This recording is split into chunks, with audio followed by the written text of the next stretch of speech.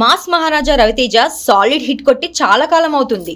ధమాకా తర్వాత చేసిన సినిమాలేవి ప్రేక్షకులను అలరించలేకపోయాయి.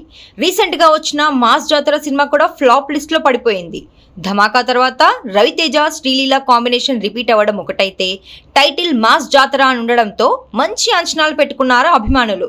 కానీ రొటీన్ కథనంతో ఫ్యాన్స్ ను డిసప్పాయింట్ చేశాడు మాస్ రాజా.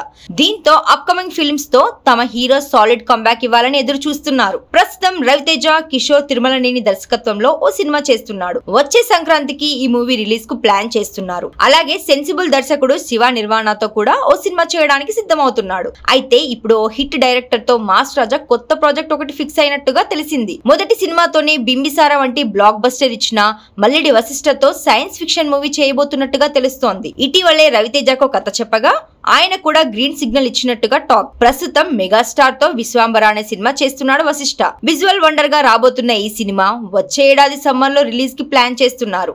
ఆ తర్వాత మాస్ మహారాజా సినిమా మొదలు కానున్నట్టుగా సమాచారం. త్వరలోనే ఈ క్రేజీ కాంబోకి సంబంధించి మరిన్ని వివరాలు బయటికి రానున్నాయి. మరి ఈ సినిమాలతో మాస్ రాజా ఎలాంటి రిజల్ట్స్ అందుకుంటాడో చూడాలి.